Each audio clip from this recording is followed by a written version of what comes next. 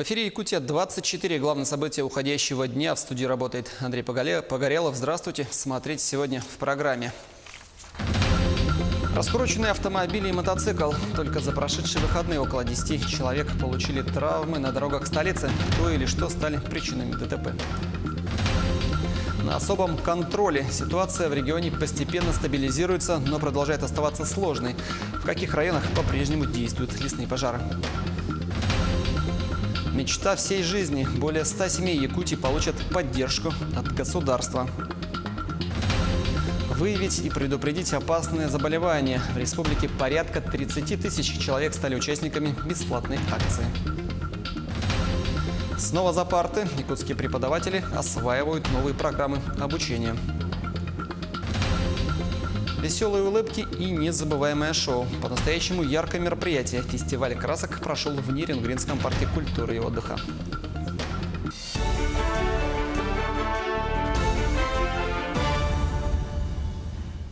Площадь лесных пожаров на территории республики за сутки уменьшилась на 500 гектаров. На особом контроле ведомства находится лесопожарная обстановка на территориях Алданского, Верхоянского, Жиганского, Ленского, Нюрбинского и Алекминского районов, где зарегистрировано 114 очагов природных пожаров. В целом ситуация в регионе постепенно стабилизируется, но продолжает оставаться сложной.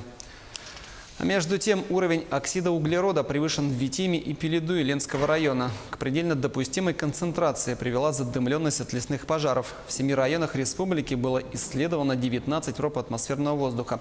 Однако, по данным Минздрава Якутии, за прошедшие сутки за медицинской помощью обращений не поступало. К тому же в случае отравления угарным газом не было зарегистрировано.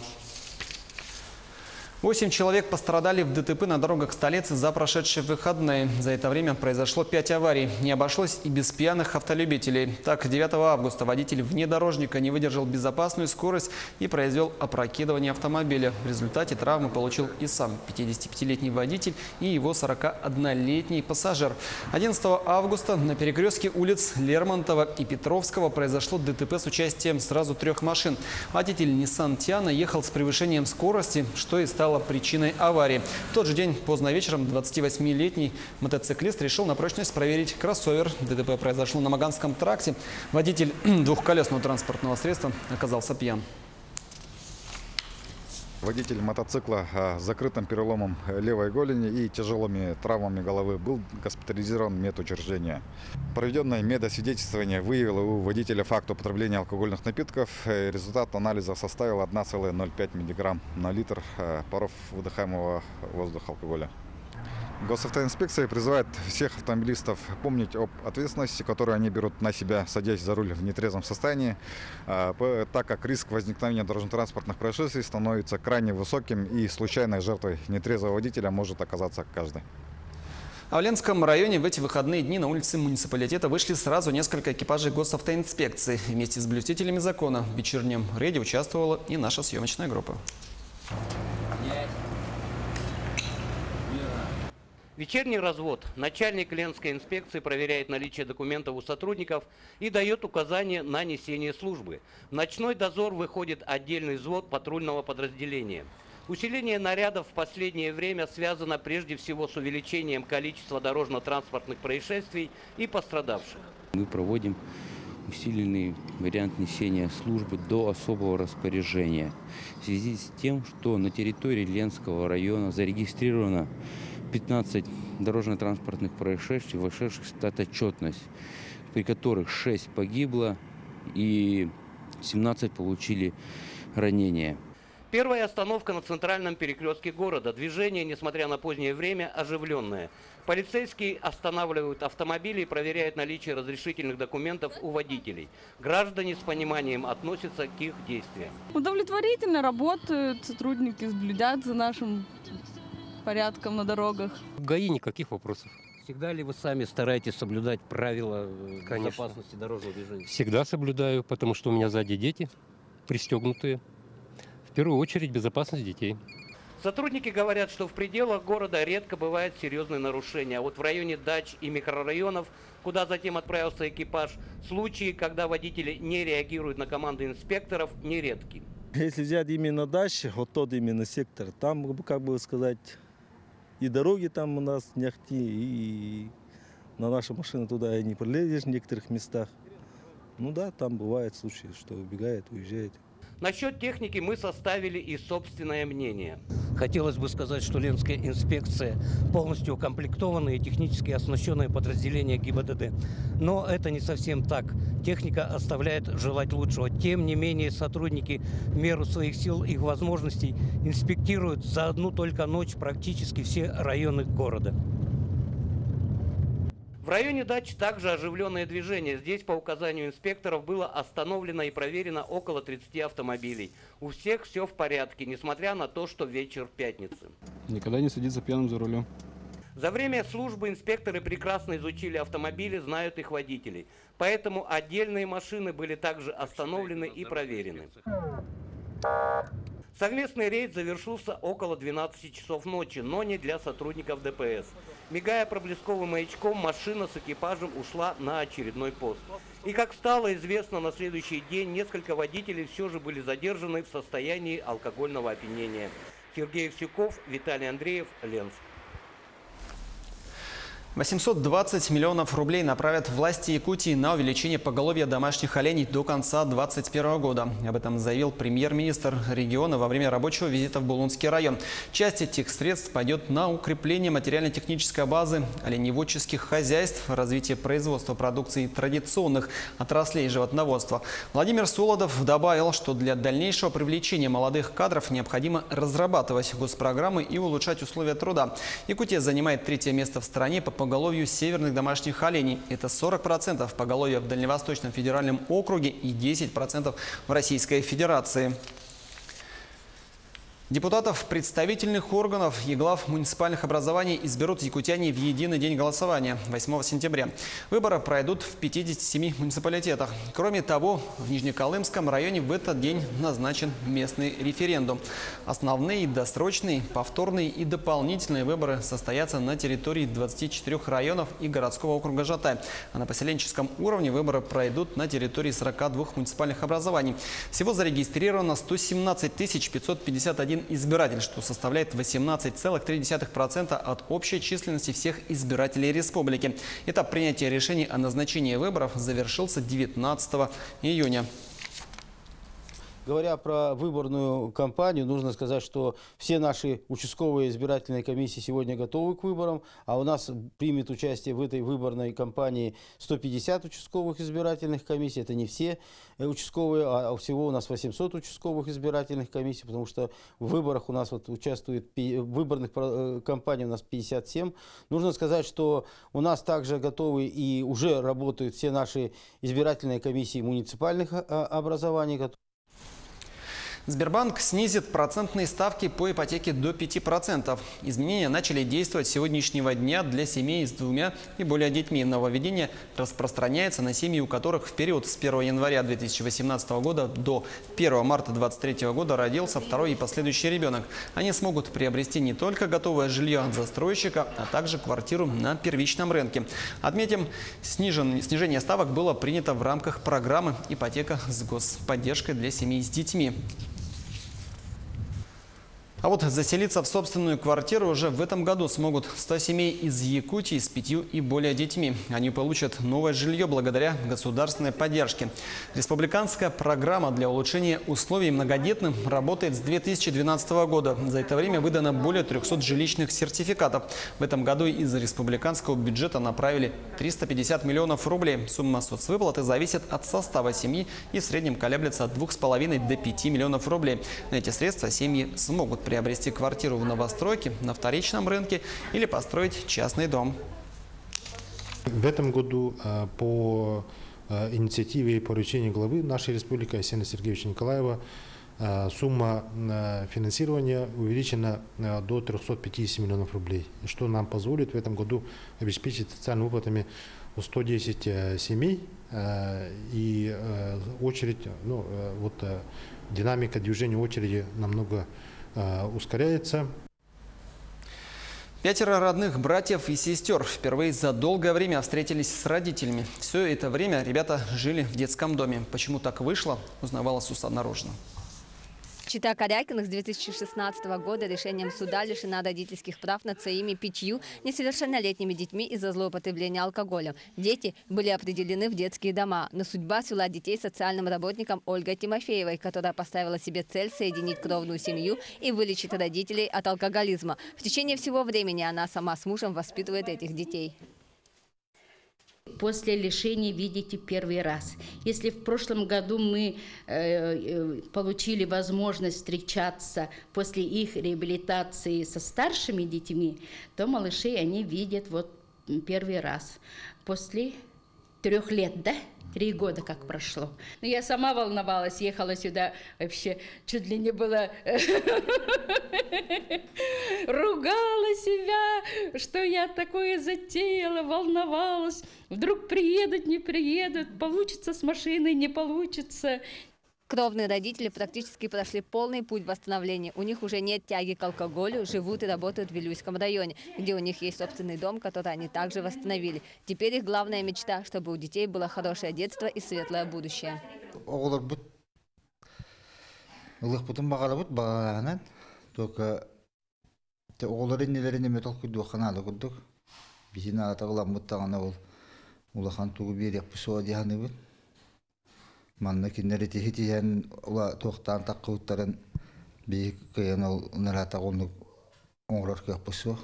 Благодаря тому, что они детей забрали, лишили нас родительских прав, мы осознали, в каком дне мы были. У детей в приемной семье большие успехи как в спорте, так и в учебе. Они все серьезно занимаются спортом. Старшая дочь Татьяна готовится выполнить норму кандидата мастера спорта по стрельбе из лука, а младшая дочь Лия всерьез готовится поступать в пекинскую цирковую школу. Мальчики также все занимаются спортом, борьбой и бегом. У нас готовятся специализированные учебные заведения, поэтому у них уже цели как таковые поставлены. Хорошо поет, родители хорошо рисуют, родители спортивные, спортивного телосложения. Все это мы, конечно, не взяли вот и решили сделать из этих детей спортсменов, да, или каких-то там хороших военных или так далее, так далее. Да нет, мы все изучали, обследовали, за и против все ставили, заложено. У детей очень хорошие данные. Это от родителей. Когда вырасту, я хочу быть дальше танцевать в балете. Но родителям еще предстоит пройти последний этап реабилитации перед окончательным воссоединением семьи. И сейчас они уже намного чаще будут видеться со своими родными детьми. И в течение последующего года совместно с Ольгой Ильиничной будут работать над восстановлением родительских прав. Сусанна Рожина, Джулус Иннокентьев, Якутск. Сейчас небольшой блок рекламы. Смотрите далее на телеканале Якутия-24. Выявить и предупредить опасные заболевания. В Якутии порядка 30 тысяч человек стали участниками бесплатной акции. Снова за парты. Преподаватели республики осваивают новые программы обучения. Веселые улыбки и незабываемое шоу. По-настоящему яркое мероприятие. Фестиваль красок прошло в Нирингренском парке культуры и отдыха. Мы продолжаем знакомить вас с главными событиями уходящего дня. В Якутии порядка 30 тысяч человек прошли здравосмотр. Наибольшее количество осмотрели в медицинском центре столицы, в Якутской городской больнице номер 3 и в поликлинике номер 1 города Якутска. У горожан есть еще 3 дня, чтобы принять участие в акции и бесплатно проверить свое здоровье. Всероссийская же диспансеризация проходит до конца декабря. Ее целью является раннее выявление хронических неинфекционных заболеваний, являющихся основной причиной инвалидности и преждевременной смертности населения. Кабинет министров одобрил внесение изменений в распределение субсидий регионам для реализации национальных проектов образования и демографии. Согласно документу, вплоть до 2021 года на эти средства необходимо создать в регионах новые места в общеобразовательных организациях и модернизировать инфраструктуру общего образования в отдельных субъектах страны. Деньги из федерального бюджета также направят на создание в регионах дополнительных мест для детей в возрасте от 1,5 до 3 лет в дошкольных образовательных учреждениях. Навыки работы с высокотехнологичным оборудованием отрабатывают школьные учителя из разных уголков республики. Это беспилотники, 3D-принтеры, шлемы виртуальной реальности. По каким еще направлениям в Якутске проходят курсы для преподавателей, знает Анастасия Кобызева. Время полета 30 минут. У Клевера 10 минут, у них тоже. Перед преподавателем аэроквантума стоит непростая задача. Максиму Ильину за несколько дней нужно объяснить учителям технологии, как собирать и запускать дроны. К делу он подошел основательно. Программу обучения разделил на две части. Как и полагается, теория и практика. Еще бы, ведь полученный багаж знаний школьные учителя передадут своим ученикам. Раньше не управляли беспилотниками ни разу. Они сперва боялись, но в конце концов они попробовали и уже поняли, как управлять им. На самом деле, если правильно учиться, то легко. Это только со стороны кажется сложно. Вновь за партой оказался учитель черчения Тулагинской школы Николай Сыромятников. Он, как и другие его коллеги, изучает основы программирования. Работа идет медленно, но верно. Потихонечку понимаем, по числовому, потому что у нас в школе такого не было, так как мы не учились в наше время. И потихонечку понимаем, учимся. Вот и вывод данных, простые математические суммы, вычитание, сравнение – тот минимум, который усвоили учителя за пару часов. Сложно, но сама информатика базируется на математике, так что основные действия идут от нее. И просто, чтобы саму информацию понять, надо понять некоторые тонкости, например, некоторые обозначения, и что они делают. И дальше уже строится основная программа. Впереди еще 3 дня обучения и работы по таким направлениям, как хай-тек, промдизайн, виртуальная реальность и многое другое. Полученные знания учителям, предметникам точно пригодятся. На базе сельских школ появятся центры гуманитарного и цифрового развития точки роста. Их главная цель – приобщить детей из отдаленных улусов к современным технологиям. В следующем году таких учреждений в республике будет уже больше 50. Анастасия Кобызева, Джолстан Иннокентьев, Якутск. Исторический символ Знамя Победы в рамках республиканской эстафеты принял Алдан. Мероприятие приурочено к 75-летию Победы в Великой Отечественной войне. До 20 августа знамя побывает во всех населенных пунктах района. Репортаж Руслана Павлова. Уже по традиции Знамя Победы принимают юноармейцы. За 10 дней, пока реликвия пробудет в Алданском районе, именно юные патриоты будут неустанно сопровождать и охранять алый стяг. Я горжусь своей страной и рад поучаствовать в данном мероприятии. Это честь памяти наших дедов, отцов. Каждый достойный себя уважаемый человек обязан прийти, повстречать, проводить Знамя Победы.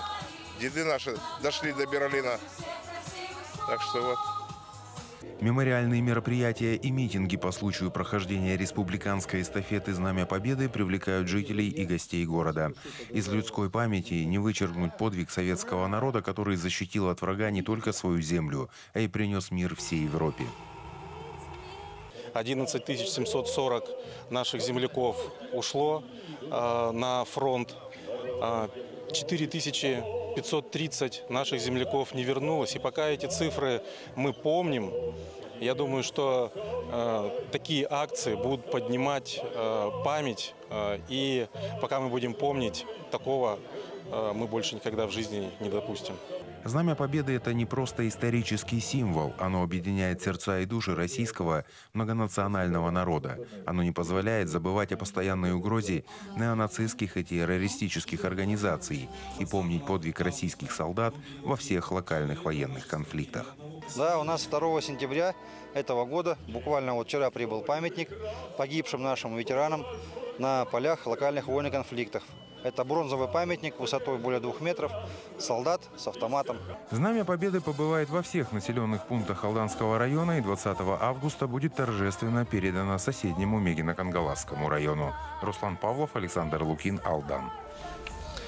Открыть красоту природных объектов Якутии поможет новое мобильное приложение. Совместная разработка Министерства предпринимательства, торговли и туризма региона, Национального туристско-информационного центра Якутии и оператора связи МТС позволяет туристам узнать о наиболее интересных маршрутах и местах республики. Каждому гостю, прибывшему в Якутию, придет приветственное СМС-сообщение со ссылкой на мобильный гид. Пойдя по ней, человек попадет на страницу, где собраны знаковые туристические объекты Якутии, такие как кимберлитовая трубка «Мир», уникальная сокровищница Якутии и царство вечной мерзлоты. Пользоваться гидом смогут абоненты всех операторов мобильной связи. А о том, как и где любят отдыхать гости нашего региона, в материале Саргалан Захаровой. Старая Табага – пригородный поселок Якутска. Население всего около 300 человек. Одна длинная дорога, по обе стороны которой стоят покосившиеся дома, слегка разбавленные новыми строениями. На первый взгляд обычная деревушка, но для туристов настоящая находка. Оригинальные дома ямщиков – целая история. И тут же реальная жизнь людей, живущих в самом холодном городе на земле.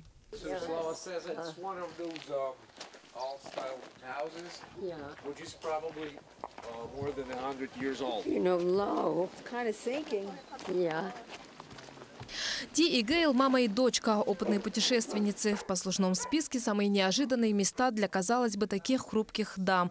Африка, Южная Америка, Амазонка. И это при том, что Ди уже больше 90 лет. В Якутию приезжают впервые. Не испугали женщины ни дальняя дорога, ни стереотипы о северном крае. Большинство людей, которых я знаю, никогда не были здесь, и они говорили самые разные вещи. Но, несмотря на их мнение, лучше самому приехать и увидеть все своими глазами. Это очень важно. Очень много людей удивлялись и спрашивали: вы собираетесь в Сибирь? При этом у них не было никакого представления об этом месте. Но мы были в России и раньше, поэтому знаем, как здесь прекрасно. Но за исключением мошек, конечно. Такой интерес у американок к России неспроста. У Ди и Гейл русские корни. И подобных примеров, когда туристы приезжают в страну узнать, откуда они произошли, немало. Однако не все осмеливаются добраться до Якутии. Когда они уже почти весь мир посмотрят, и еще узнают, что они еще не были, оказывается, вот в Якутии, что это тоже очень интересный регион, что Сибирь тоже интересна. И они начинают осваивать уже более дальние дестинации.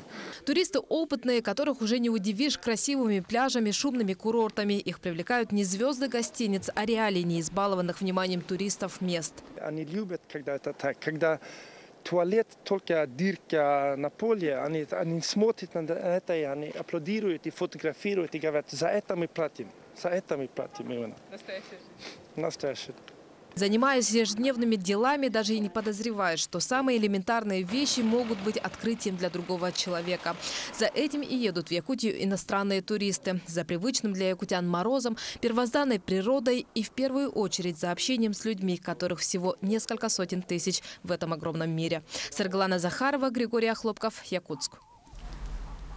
Сегодня во всем мире отмечается День молодежи. Столица Якутии тоже присоединилась к мероприятию. Его провели на площади Орджоникидзе при поддержке Управления молодежи и семейной политики города Якутска. На этот раз Международный день молодежи был совмещен с празднованием Российского дня молодежи, который отмечался 27 июня.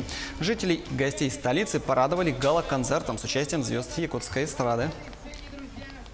Сегодня будут отмечены лучшие молодежные советы крупных предприятий города Якутска, те, которые работают и развивают нашу молодежную политику и семейную политику. Так что это самая активная молодежь будет сегодня награждена. По молодежной политике ближайший, наверное, проект – это открытие первого молодежного форума среди округов и пригородов. Сейчас это идет в разработке, и состоится такое мероприятие. Ну и, конечно, мы нацелены на... Вот у нас недавно в апреле месяце открылся первый молодежный муниципальный центр «Арена-31». Я думаю, в том же духе мы будем продолжать развивать инфраструктуру для молодежи города. В Неренгринском парке культуры и отдыха накануне прошло настоящее мероприятие красочное. Это фестиваль красок. Сотни горожан решили принять участие в этом фееричном шоу. Пришедших ждало несколько часов беззаботного веселья. Каждый час по команде ведущего были организованы массовые залпы красок. Именно белая одежда приветствовалась на фестивале, ведь на ней лучше всего видно яркие цвета. Но это не обязательное условие. Краска холли совершенно безопасная, экологически чистая, отлично смывается с кожи и отстирывается с одежды. много народу, это минимум 500 человек. Приходят, уходят, возвращаются, приходят новые. Кто-то мимо проходит, почему здесь все такие веселые, красочные. Это тоже завлекает, и они приходят и тоже получают удовольствие, друг друга вымазывая нашей самой яркой краской. Такими событиями нам запомнится этот день. Я с вами прощаюсь. Удачного вечера.